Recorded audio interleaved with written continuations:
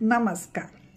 वानप्रस्थाश्रम ही सनातनी संस्कृतीत फार जुनी संकल्पना आहे. एका वयात सर्व महत्त्वाची कार्य झाल्यावर पुढील पिढीवर घराचे, समाजाचे व धर्माचे कार्य सोपवून स्वतः निसर्गरम्य जागेत जाऊन राहायची ही संकल्पना होती.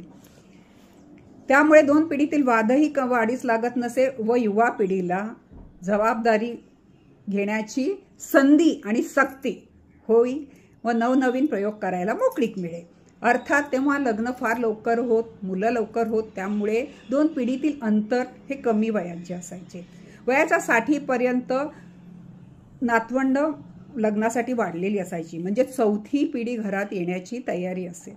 अशा वेळी घरात येणाऱ्या चौथ्या पिढीला फार जुनाट विचारांचा त्रास होऊ नये व जुन्या पिढीला अनास्थेचा त्रास होऊ नये यासाठी केलेली ही संकल्पना सोय होती.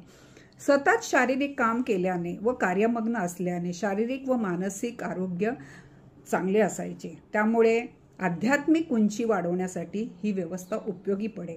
तुम्ही कबीरांचा दोहा ऐकलाच असेल, माया मरी ना मन मरा, मर मर गयात शरीर, आशा तृष्णा ना मरी, कह गए दास कबीर. जर संसारात राहिले तर आशा तृष्णा संपणारच नाही. त्याच्यासाठीच अलिप्त होऊन, अनासक्त होऊन, नैसर्गिक वातावरणात संसारातून मुक्त होऊन निसर्गाचा आनंद घ्यायचा आणि निसर्गाचं संरक्षण करायचं, याच्यासाठी ही जीवन पद्धती होती. शरीराची व मनाची साथ मिळाली तर आध्यात्मिक प्रगती गाठायला वेळ लागणार नाही. म्हणून ही शुद्ध व शांत वातावरणात फार कमी गरजा आणि फार कमी अपेक्षा ठेवून जगण्याची ही सोय होती.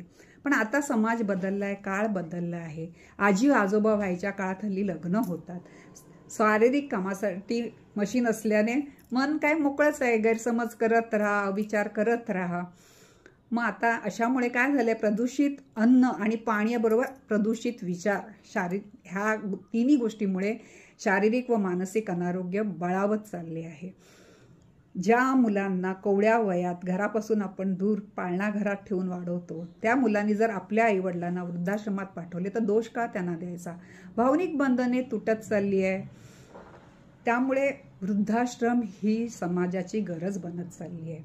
सतत भांडण्यापेक्षा, सतत अवहेलना, कटुता निर्माण करत राहण्यापेक्षा शांत वातावरणात जर आपल्या आवडीने कोणी वृद्धाश्रमात जायला मागत असेल तर त्या निर्णयाला चूक तरी कसे म्हणावे.